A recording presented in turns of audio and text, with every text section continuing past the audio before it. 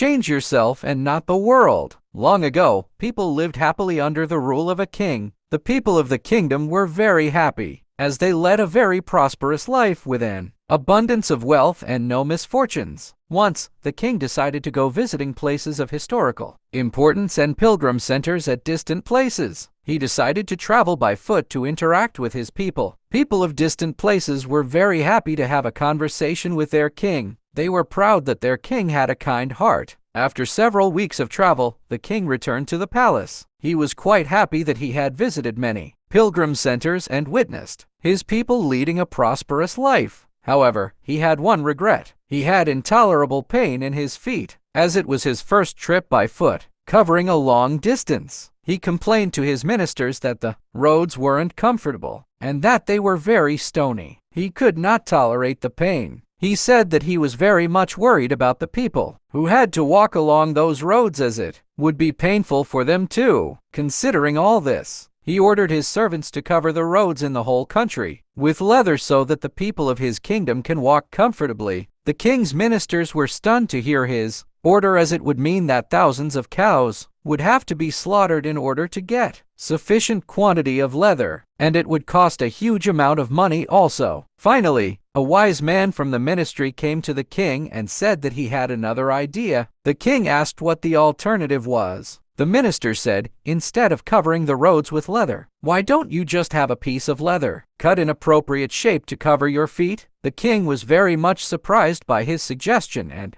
applauded the wisdom of the minister. He ordered a pair of leather shoes for himself and requested all his countrymen also to wear shoes. Instead of trying to change the world, we should try to change ourselves.